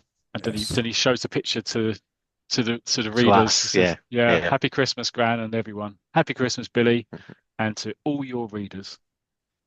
Superb, Same isn't it? So time, just place. one last thing on that as well, Matt. I love, then in the panel after we see Billy in the shops, and again the artwork for listeners, it's brilliant. I mean, it is a real memory of being in the Christmas stores. The hustle and bustle, and Mm. Billy's rammed in there amongst all the other customers. But later he's at home and in the think bubble. I promised to help Gran put up the decorations. I always do and forget every time. It's a good job Gran doesn't forget. Wow. It's a fact. That was the year she broke her leg putting them up. In the Uh, same fireplace again. Same Yeah, fireplace. That's what I mean. and the It's great. The clock, and the continuity clock. is great. Yeah, it's the same Yeah, clock. yeah. Yeah, brilliant stuff. Really good Not. continuity in it. Yeah, I love it. I love that. I love that. 1980, in Roy the Rovers now. So we've got Lloyd McMenemy. So he's on the front cover in the obligatory Santa Mm. outfit, with the obligatory silver Christmas tree, and the Christmas cards, which you must have been carting down there, I Barry. I know. think. They Yeah. were so heavy this load, things they did for the publication. Mm. And yeah, so there's a centre spread there with Laurie and he's Patrick. Remember Patrick? Yeah, He's got a that was Patrick massive. sweatshirt Yeah. on. Mm, Yeah, yeah. The sportswear mm. company. I think Keegan had just Yeah, agreed to join. it Yeah, mentions in the article with Roy at the Dell, Saints boss managed to persuade Kevin Keegan to join the club. yeah. It's I mean, great. again, Barry, getting these people, and obviously at the time, I mean, Southampton then, and pulling off the signing of Kevin Keegan. But I think people would forget. I think Southampton, it's either that season or the following season. I mean, they came third. Peter Shilton in the team, Kevin Keegan, Mick Shannon, Ivan Golach, David Armstrong. I mean, Steve Moran. It's just roll. Steve Williams. They wanted Names just Roy as roll well, off. of course. They So, did so try to get Roy, but They did. Everybody tried to get Roy. yeah. Roy wasn't for moving. Well, he was a few years There was later. only one. There was only ever one man that managed to get Roy, and even he couldn't keep him. Old Harvey Rawlinson, wasn't it? Or Harvey Yeah. Rawson. Yeah. Mm. So move over to 1981 now. So we've got Big Daddy on the cover of Tiger, just Tiger now. So his speed Yeah, yeah. didn't last long at all. It's just Tiger. And there's a picture of Big Daddy on the cover squeezing a big cracker. So Big Daddy for a big cracker. Um, and it's a Big Daddy Christmas. And yeah, again, he's got the Tiger annual coming out, taken out of a sack, same as what we've seen in previous years. Um, yeah, were you at this photo shoot, Barry? Do you Yes, remember these? Did you remember these? yes, that large Christmas cracker on the cover was one I had at home. I can't quite remember why I had such a big Christmas cracker at home, but I transported it to the photo session, and he ruined it a bit. He squashed it a bit. Did you ever go at him about that, or did you just leave it? No, it also broken the passenger seat of my car when I gave him a lift once. That seat was never the same again. I had a little plaque put on it saying that he'd sat there. That would have increased the value of the car, Barry. I think it would, yes. And of course, at that time, we were doing the Big Daddy annual as well. Yeah, of course, yeah. Yeah, you did. And to your point earlier, Paul, about product placement, what you've got there, you've got a picture of Big Daddy with his fist, and he's actually reading a story of Johnny Cougar. Johnny Cougar, yeah. Yeah, It's clever stuff, isn't it? Yeah. and he goes, Who, of if course, I, he did. Sorry, go on. yeah, he did. Yeah, no, go on, carry on. I was just going to say, I mean, he did actually fight Johnny in a famous fight, didn't it? Which I believe ended in a draw. It did, Yeah. yes. It did, exactly. Yeah. He says here, if I ever meet Cougar, I'm going to tear him apart like this, growls Big Daddy. Ooh. Oh, he rips. I mean, that's not He very nice actually though. Ripping, he did, just yeah. tears a copy of. Hope you charged him for that, Barry. Well, there was a telephone directory hidden underneath it. It was all showbiz. It was all showbiz. On showbiz. Yeah. So Tiger 1981. Just turn over the page now. We've got Billy again. Billy's back in the same front room. It seems to have more presence in the room this time now. Yeah. Well, he says there that it's from all his aunts and uncles. You've got lots of them. Mm. Yes, true. It's right, isn't it? There's always new ones turning up. Yeah, but they've acknowledged it, haven't they? It's brilliant. Yeah. You know, like Yeah. we're thinking it, we've said it, and then Yeah. they think the same It's thing. there, yeah. Yeah. Over 5-6 years. So this year he's got her a real leather writing case and a lovely pen. Just what I need, Billy. And he's got a set of chest expanders. Yeah. Do They used to kill, didn't they? If you you got remember them those? trapped. Do you remember those? Yeah. Oh, So you get caught in your nipples, or was that just me? Yeah. I think they belonged to a dead Chokine at one time. Yeah. I keep getting my nipples caught in my chest expanders. I wonder if Deadshot had the same problem. Yeah, it's probably been one of his books. Mm. Do you know this? The last one there, Happy Christmas, Billy. Same to you, Gran, and to everyone. I might start doing this on a regular basis at home and see if anyone picks it up. I might, on What? Christmas Day, I'm going to say, Merry Christmas, Nicola, Merry Christmas, Holly, and to everybody at home as well. I might start doing it like Truman Show. That's brilliant. Yeah. Oh dear. Right.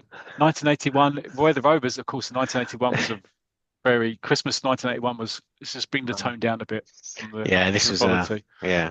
Because Roy's in a coma. Mm. So you've got Blackie Gray on the cover, drawn by obviously our friend David Skew, friend of the show. Nice bit of product placement with Go to Football on the cover as well. Yeah. That's good stuff there. That's helping with the sponsorship. You've got Penny distraught by his bedside with a Get Well Roy card. And she's saying to Roy, who's in bed, if only you could see all these cards and messages, Roy. If only you could. Wake up and thank everyone for their good wishes. But I'll say it for you. A Merry Christmas from Roy Race and to all his friends, wherever they may be. And you've got Blackie's message.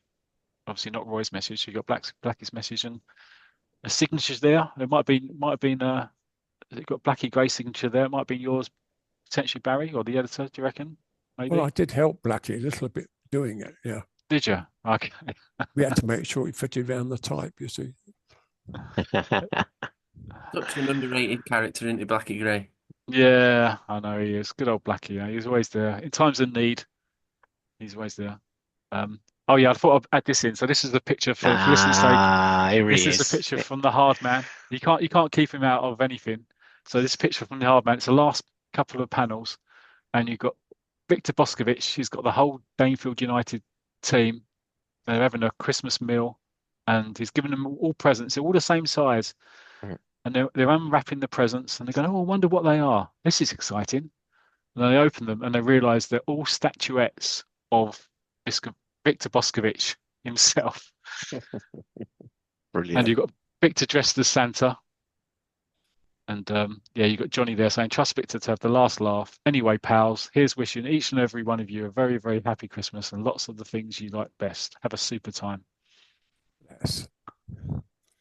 Brilliant stuff. Yeah, that's a typical Victor thing to do, isn't he?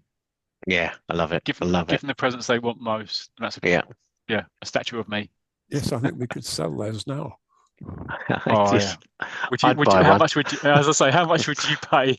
How much would we pay for a statue But of Victor Boscovich? Victor would take quite a big percentage. Brilliant. And we've got the centre spread. We've got Emu's Merry Christmas. So we've got Emu. Mm. So we've got, obviously it's 1981. He was very, very popular character was Rod Hull and Emu. I think it's about to film a new TV series, an ATV series, beginning on the 5th of January. So you've got a cardboard cut out of the way because obviously, I think this is really good. There's a little section in there that says these photos were taken before the horrifying circumstances surrounding Roy Race. However, we thought you'd like to see the fun, so you kind of got that in there just in case Yes. readers are Anybody. thinking, well, hold on a second, he's in a coma 3 pages ago. Yes. I ask you the question then, Barry? I mean, when this happened, I mean, when would these photos have taken place? And I mean, was it not clear that Roy would be in a coma at Christmas at the time of the story, or what was that known, or Yes, it would have been known because we planned that long, long way ahead. So we put in the excuse why Roy was there. I'm just looking for me. I don't seem to be there. No, missed the opportunity there. I can remember standing talking to Rod Hull, and while we were talking, the emu suddenly swung his head round towards me and looked at me and snarled at me. Nothing else, but it was terrifying. Yeah, I think I'd rather be in the presence of Nookie Bear than Emu, to be quite honest. Yes. Henry Cooper, He's a bit more docile. Victor. Victor, yeah. Well, actually, I mean, I don't know if you guys have noticed, Rod's looking a bit disapproving, but Emu has actually managed to poke his beak right through the middle of an edition of Roy the Rovers there. Yeah. There's actually one with Southampton on the cover as well, isn't it? That's like steeping around. Can you remember? Was he quite not the emu, but was Rod Hull quite an handful, even like off camera? In what sense? As in, like, I don't. I just imagine him to be like somebody who's full of energy, even off screen. He just seems a really guy who's full of it. You see him in the interviews. Yes, and He also doesn't he's got sit the emu still there, and even if it's off screen, the emu is still doing things, which makes you do a double take to make sure you're going to be safe.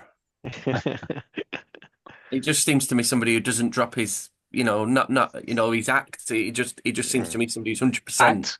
Act. Sorry, what do you mean act? Yeah, exactly. Yeah.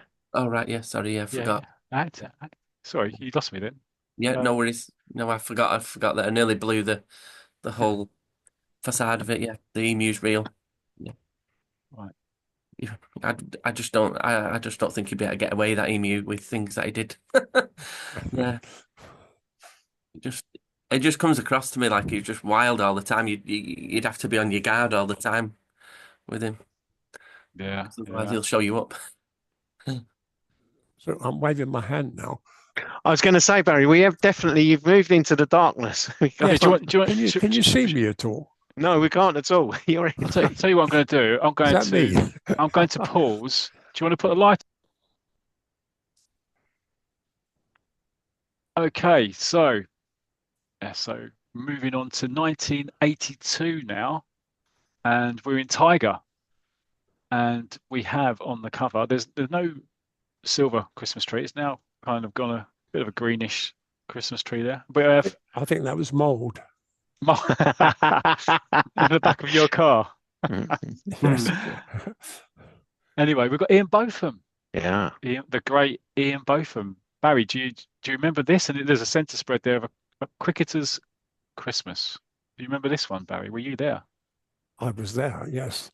Took all the Christmas tree in the Father Christmas outfit up to Ian's house. We got there sort of mid-morning, I think, late morning, and spoke to Ian's wife. And Ian was still upstairs. I don't think he'd appeared that morning. And he eventually came down, and obviously it was a bit of a nuisance us being there, but he was brilliant. You wouldn't think there's anything wrong at all. I did hear later on that Viv Richards was upstairs Oh, sleeping wow. at the time. I was only told that, so I don't know if that was true or not. Well, they Right. were Okay. great mates, so yeah, I can imagine it because they both played to Somerset together, didn't they? And they were great mates. So, especially if you say if he wasn't up, I think they were known to go out on the odd occasion, old Ian and Viv. So yeah, Yes, as soon as they said that, I thought, "Oh, can I get a picture?" But yeah, yeah, the that would have been. opportunity didn't present itself. Yeah, so you got these pictures are great, and he's actually there with his kids, and he's got Mm, his son and daughter, like Liam Botham, who obviously mm, played rugby, didn't he? yeah. And played cricket as well. And he does look a bit. He does look like he may have been out on a session the previous night, We, potentially, we don't have pictures on the screen. allegedly. Oh, you haven't Oh, said. you Oh, stopped sharing. Yeah, sorry. oh, okay, yeah. So I'll share again. So, because I've got them on my other screen. That's why you might see often my faces because I've got it on my own Uh, screen as well as we go through it. There you go. There you go. Yeah. So you've got the pictures in his front room there, and he's flicking through the Tiger Annual again. Nice bit of promotion for the Tiger Annual at Yeah. Christmas. Superb stuff. Superb stuff. Right. Let's see what else have we got in 90. Billy Dane again. Of course, we're back. Um, Christmas morning. Oh. Oh, he forgot to get Gran a present, so he's running away from Jimmy. Bye. At last minute again. Mhm. He's off to get his Gran a present. What's he got this year? Gloves, Oof. leather gloves, Leather gloves, real leather real. gloves. Yeah. leather.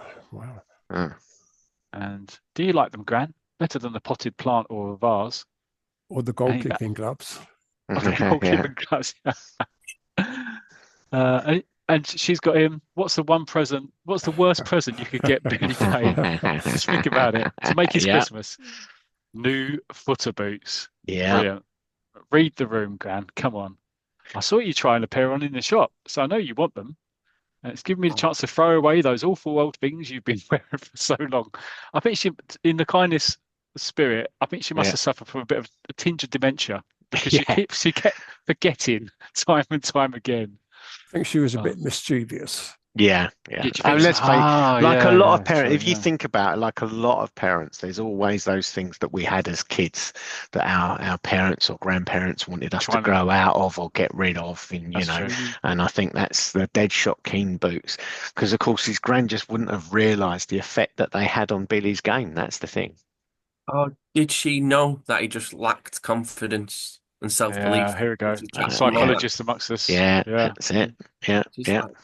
Well, like you can see that little smile at the end. Come on, Billy, Yeah. pick yourself up a little bit. Gran did have Yeah. an old wooden spoon that she used for cooking that used to belong to Deadshot Keen's wife. Dude, it's just like Deadshot used to. I tell you what, if you ever get commissioned again, Barry, I can't wait to read all these Deadshot Keen spin-offs that you've got in mind. Oh, that's brilliant, Barry. Right, 1982, but Roy the Rovers. And here we have the Yeah, famous cover this is brilliant. with Suzanne Dando Yeah. in Santa Sack. So Suzanne Dando and Roy Race star in Damsel in Distress.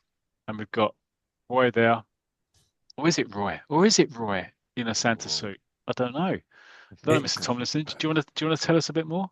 it could be a well-known editor, couldn't it? It could be. Do you There's think the so? there's the green sack that I borrowed from the post room, Yeah.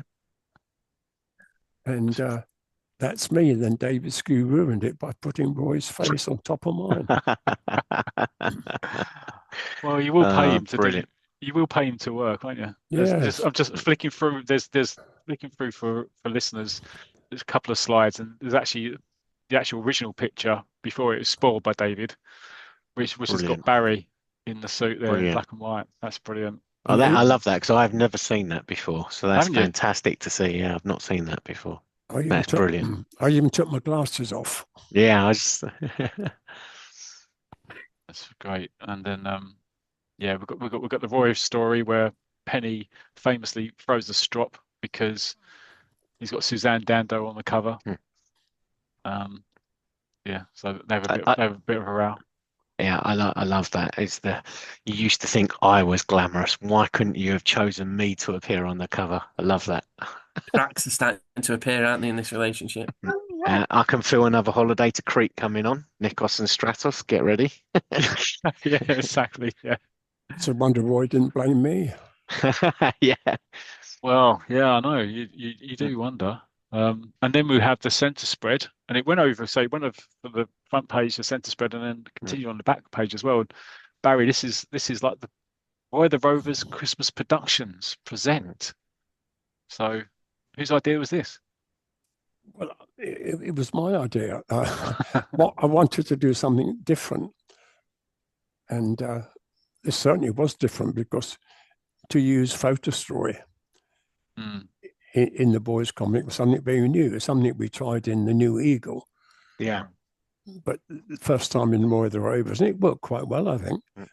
We used a professional photographer, and it worked well. We went to this photographer's studio to do the shots, and there was myself playing the part of Roy, and a guy called Maurice Dolphin, one of our art staff, who played the part of the villain.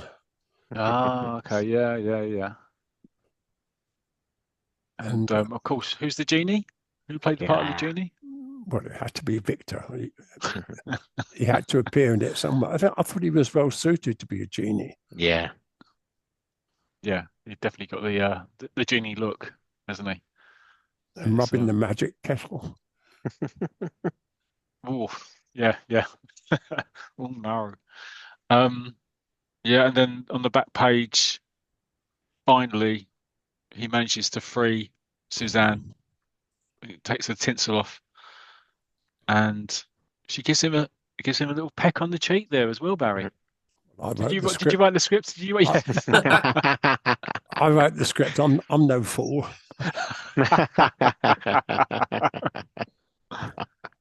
Well, fancy that, eh? Brilliant. I do love as well the fact that the villain of the piece, had loads of editions of Tiger in his. Oh yeah, that's brilliant. Yeah. That's really good. Tiger magazine made you a prisoner. They wanted you to appear on their Christmas cover. Yeah. But their plan didn't work. You'll be on the front cover of this publication. Brilliant. Superb. Yeah, and I'll cut out the little, because this is the edition which Giles Corran had that letter published in the talking pages as well. So there's quite a lot going on in the 1982 edition. Yeah, to think that this edition would also see the first time that Giles Corran would be published in print. Yeah, I know. Yeah. Now a Times columnist, Barry. Well, he started at the top, didn't he? It was downhill after that. Exactly. Yeah, exactly. Right. Well, can I say, Suzanne was great fun to work with. I first got to know her. She was working for a sports agency, and she'd come into the office every week with a selection of sports photographs for me to go through. And I'd choose certain pictures to use in Tiger and in Roy. And that's how I got to know her. And then she became quite famous as a TV personality. Yes, she did. So it was a good idea then to get her involved in this sort of project, and also did the Susie Annual as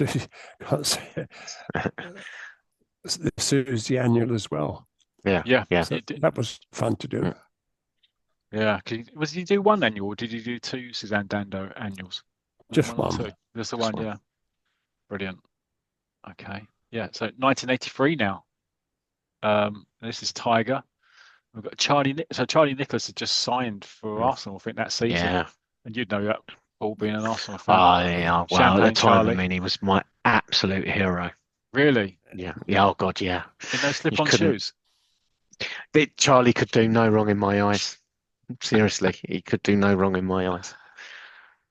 So He, we've he, got. si- he signed for Arsenal and he signed for us as well. Mm. Yeah, I remember that. Yeah, no, I do. I remember that. I remember as a kid when I saw that because, sorry, going off on a slight tangent is my one. My grandparents used to get us Roy the Rovers and Tiger, and I used to get Roy the Rovers, and my cousin got Tiger, and it's actually my cousin that convinced me to become an Arsenal fan, and it was the club that stuck for me. But of course, I was very jealous then when suddenly Charlie had signed for Tiger, and he was in that comic, and not my own Roy the Rovers. But yeah, I survived, Barry. I survived. Yeah, so this a photo. There's pictures of the photo shoot here. Would you been in this one, Barry, or would it have been Paul looking after this and the Tiger editorial team looking after this one? Do you remember? I think I was there. I was certainly there at Highbury when Right. he did his first photo call.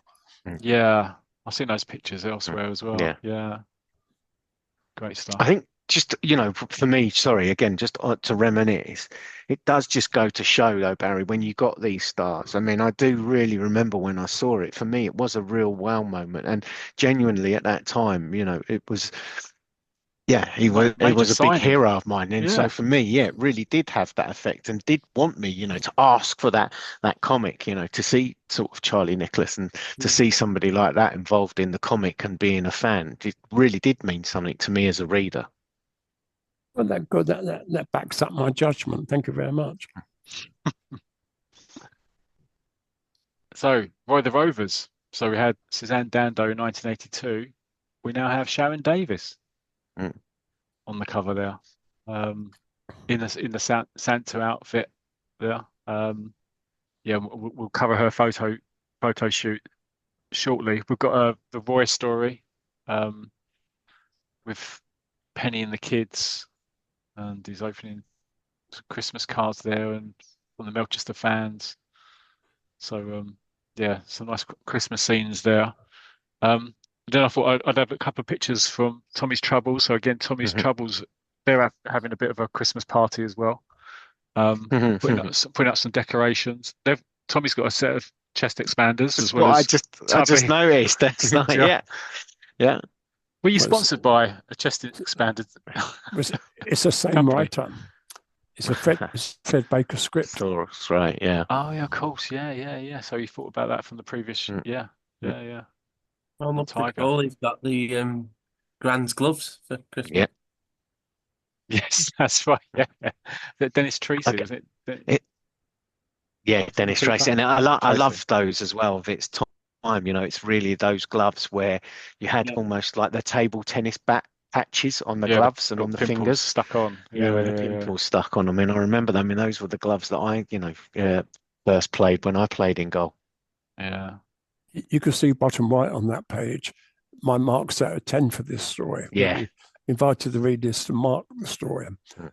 That was extremely popular because at school, kids have always been marked on their own work, and this was a chance for them to mark on our work. Yeah. Yeah. And also an insight into which stories were popular and which stories were dropping down the tables as well. Oh, yes, we have kept a very close check on that. Yeah. Great idea. And then we have the photo shoot. There's another Roy of the Rovers Christmas production. You've got Sharon Davis, Neil Adams, who's a Olympic judo player, wasn't he? Yeah, he was indeed. In at the deep end. Mm. So Barry, were you this photo shoot? I was unavailable because I'd done something to my knee and it was in plaster. So right. I was at the photo shoot, but Roy was played by one of our lettering artists called Peter Knight, who was more muscular than me. So it was a bit more of a beefy Roy the Rovers there. More than a Michael White one. Yes. I can remember her turning up with this wonderful hairstyle, and then she dived into the water and ruined it just because the script asked for it. Well, yeah. So it was very nice of her to do that. She was represented by the same agent, Bev Walker, who also represented Suzanne Dando. So that's how I made the contact with her. Right. Okay. That all makes sense. Yeah. And it's very nice. I'm still in touch with her and with Suzanne Dando. They still talk with good feeling about these photo sessions. Oh, that's nice, isn't it? Yeah, 40 years later. That's fantastic. I mean, I think they split up of the day. I mean, they were kind of the real sort of golden couple, Sharon Davis and Neil Adams, obviously both, massive Olympic stars. I mean, and we're talking in the days then we didn't win the amount of medals and certainly gold medals that we used to now. So if you're an Olympic medalist back then, you really were. That's not to degenerate any of our current ones. It's just that, we've had such amazing success in recent years. But back then, medals were really difficult for Team GB. Yeah, I think I haven't checked, but I think didn't she win a silver and he won a bronze or something like that, or something like that. Yeah. And obviously her silver is very because she was beaten by an East German swimmer, and I think we don't think we need to say much more than really. Not really. No. Yeah, so we got the end of the story now. I've turned over it's on the back page, and you've got Neil who's throwing Roy over his shoulder. And then at the very end, Barry, we've got a real life Penny. Real life Penny in the story. Yes, that was a lady called Debbie Watts, who was my secretary, and she looked very much like David Skew's version of Penny. So I invited her to join the photo shoot, and I think she played the part very well. Brilliant. Didn't get any extra money for doing it, but well, I think David would have got a bit of money, I guess, because he didn't take a part in any of this, I suppose, did he? Did the artwork from that? There's a bit of artwork. Oh yes, from Voice Face, a little bit, a little bit of a Christmas bonus for the Skew family. Oh yes, we kept them going. And okay, well, only a few more to go now, Barry. The 1984. This is the last ever Christmas Tiger. So there's no actual cover star as such, no celebrity on there. But I thought I'd show this cover. So for listeners, it's on the screen here, and it's fantastic, superb John Gillett. It's on letterpress paper, isn't it? So it's not. Yes, so we couldn't do photographs, so we had to go back to artwork. But it's a great Christmas scene. We've got Billy there with his mates, having a party, putting some crackers. It's just fantastic. It's a great last Christmas Tiger, really. And inside the page, you've got Tom O'Connor. Tom O'Connor is writing. Tom O'Connor, brilliant. Another name from the past. And he does an article talking about football in Liverpool, because clearly he's a Liverpudlian and a big Liverpool fan. Do you remember this, Barry? Yes, he was in pantomime with Suzanne Daniel down in Plymouth. So when I went down to do a photo shoot for the annual, I met him, and obviously that's when I persuaded him to do an article for us. Right. Yeah, there's a picture there in the actual comic with Tom, in panto's buttons, with Susie Dando as Cinderella, and Lewis Collins, who was in the professionals as Prince Charming. It's a bit of a stellar cast there, isn't it? Really. I missed a chance then to sign him as well. Yeah, that would have been an interesting one, wouldn't it? And then we come back to good old Billy Dane. So again, he's standing outside that. Probably I don't know if it's the same shop, but he's standing outside a shop. He's contemplating buying grandson knitting wool and new needles. Anyway, the story moves on, and he buys us some books this time. Yeah, and he's got he's got a Concorde. He's got a model Concorde there. can't quite work out what else he's got. He's got a badge. Yeah. He's got a badge from his Southern Area Footer Team badge, and he says "Happy Christmas" to us as well. Right. Now, 1984, Roy the Rovers. And we've got Mark Haitley. Mark Haitley on the cover. Haitley, yeah. Yeah, in a Santa outfit. He had a great year, obviously, in 1984. Well, at that time, I mean, we would have thought that Haitley was in fact going to be the centre forward in the Mexico World Cup. Yeah, exactly. Rather than Gary Lineker. So yeah, again. Or Roy Race. Yes, of course. Well, obviously, as we know, Barry, though, there was the Roy and the England setup always voiced his opinion. So otherwise, I'm sure Roy would have been a shoe-in. He was a bit strong. Yeah. He was in Basra, though. So. As I probably told you before, 86, yeah.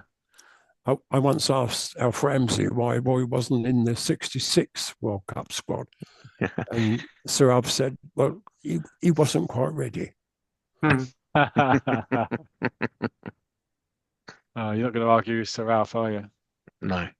So that was, and there's a picture of Mark with his kids and his wife. So that's nice. And then 1985 now. Now we've got this is a David Skew cover artwork.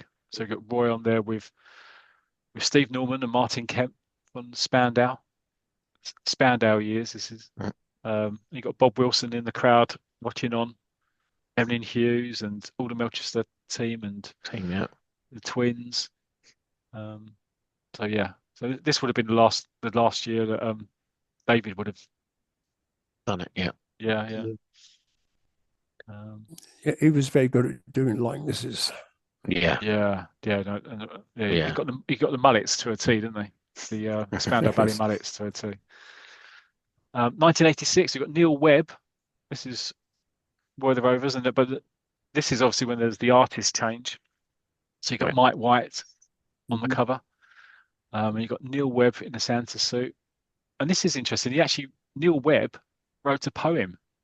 Do you remember this, Barry? So the poem is, Roy the Rovers is the comic I like best. It's packed with action, a cut above the rest. Great for stories, pictures too. Soccer certainly benefits from you.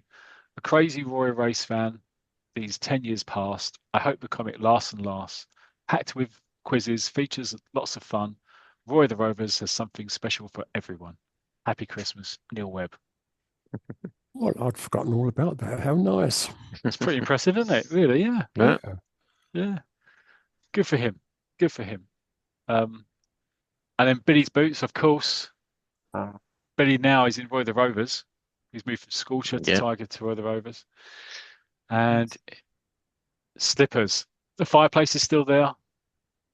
Yep. Can't quite see the clock. But yeah, he's got some slippers. And she's got him a holdall. But there's obviously another part of the story arc, which is he's lost his previous holdall, which had his boots in. So again, he's lost his boots. And then the very final one, as we're coming to the end of the show, we've got the 1987 cover there. And we've got Mike White, we've got Rocky there, who's juggling the ball, and you've got Roy and Penny and Melinda and Dinah standing in front of a Christmas tree. A nice family scene. And then we finish off with Billy. Billy's there, he's grand, he's still buying her presents. And she's got him like a rowing machine. I mean, she's really splashed out this year, isn't she, really? And what's he got her? I can't see what he's actually got her. Gloves. They're just what I needed. Gloves again. Thanks for these gloves. They're just what I needed. Well, is it she's lying now because she clearly doesn't need them. She's got like 4 or 5 pairs. Well, I think you're not understanding though that she really likes gloves and she uses them a lot. And by basically 12 months worth of use, they're worn out. Even the real leather ones. So they need replacing every year. Right. She actually run a second-hand glove shop. I was going to say in Woman's Weekly, she had her own side story, and the storyline was mainly she'd lose the gloves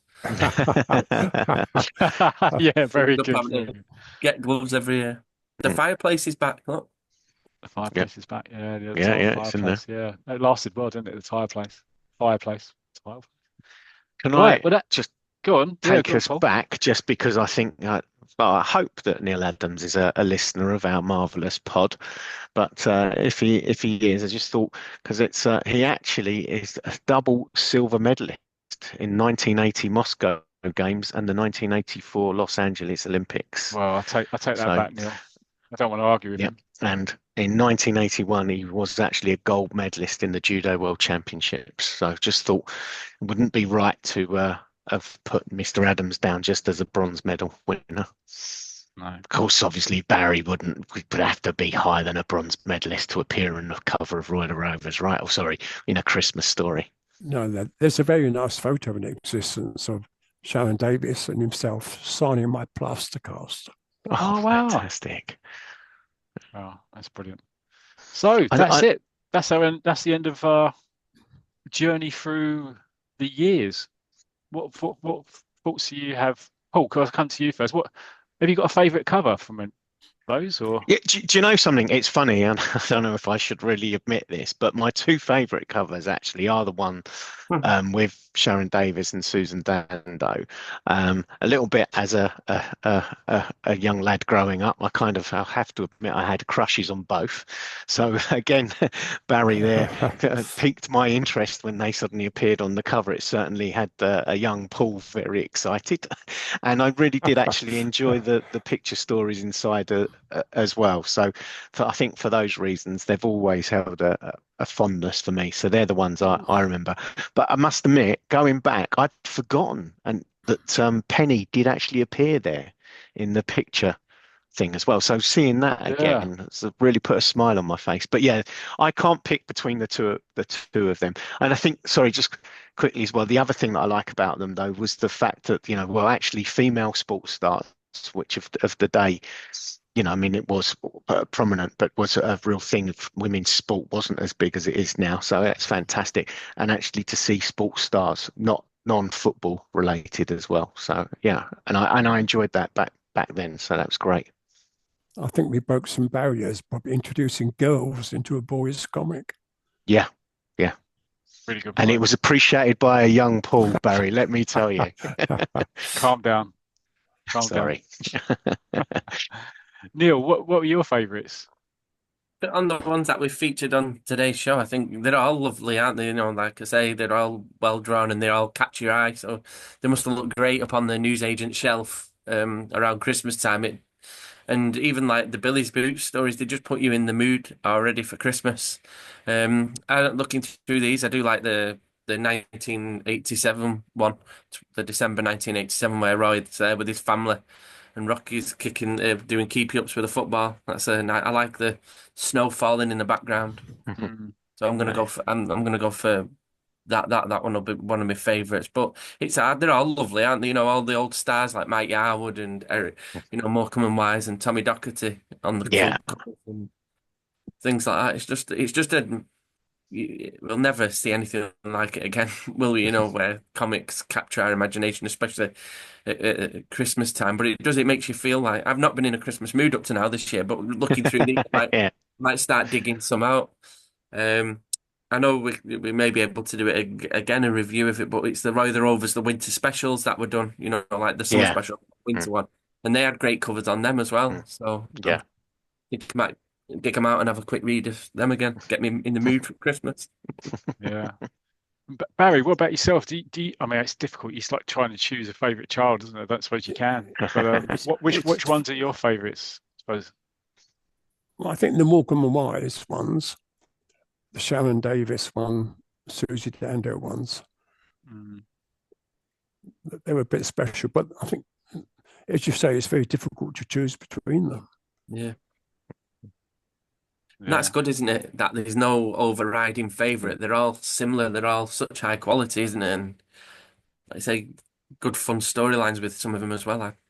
You can't choose a favourite, I don't think. I, I just going to say, I just can't imagine, Barry, that every year on year, and I know obviously for you, kind of it happened throughout the year, but to keep finding such celebrities. I mean, and let's sort of be clear here. These are not Z-listers, right? These are real A-list stars of the day.